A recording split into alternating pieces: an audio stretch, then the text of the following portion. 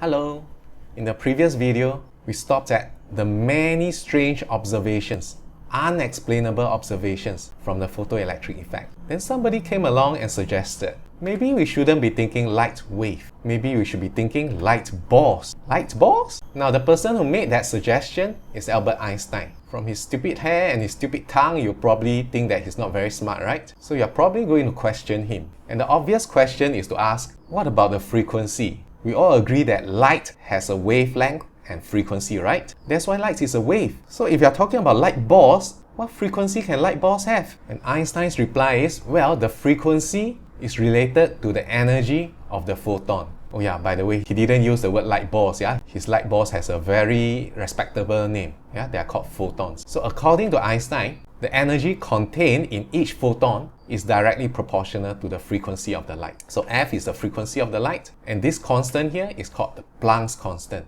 Note that it's a very tiny number. Now remember, C is equals to F lambda, right? So you can also write this as E is equals to hc over lambda. Okay, let's go along with this idea a bit. So according to Einstein, if you have a monochromatic light beam, it means that that light consists of photons which all pack the same exact amount of energy. So if you're talking about monochromatic red light with a wavelength of 750 nanometers, then the energy contained in each photon can be calculated to be 1.7 electron volt. So if you are talking about monochromatic blue light with wavelength of 400 nanometers, then Einstein is saying in this beam of light, all the photons pack the same amount of energy. Every of these blue photon contains 3.1 electron volts of radiation energy. So red light, small balls. Blue light, big balls. Now let's compare the wave model of light and the photon model of light. So how should we visualize light of different intensities? If you believe in a wave model, then a brighter beam of light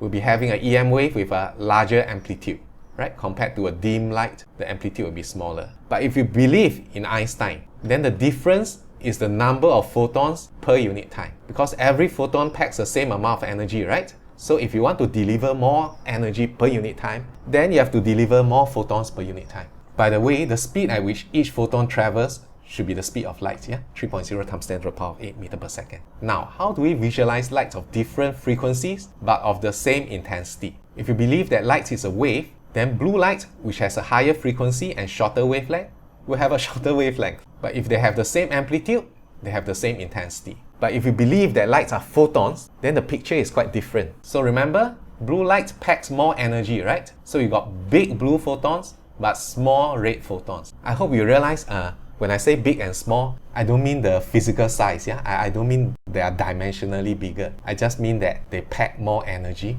per photon. But notice that in this beam, I have less photons per unit time. That's because a blue photon has roughly twice the energy of a red photon. So if the intensity is the same, then I must be delivering the same amount of energy per unit time. And the only way for that to happen is for me to roughly have half the number of blue photons per unit time compared to the red photons. According to Einstein, once we switched our belief from light as a wave to light as photons, then everything about the photoelectric effect can be understood. And all our concerns with these unexplainable contradictions can be solved. Why not you have a go at it before I explain it in the next video? Alright, that's all. Ta-ta!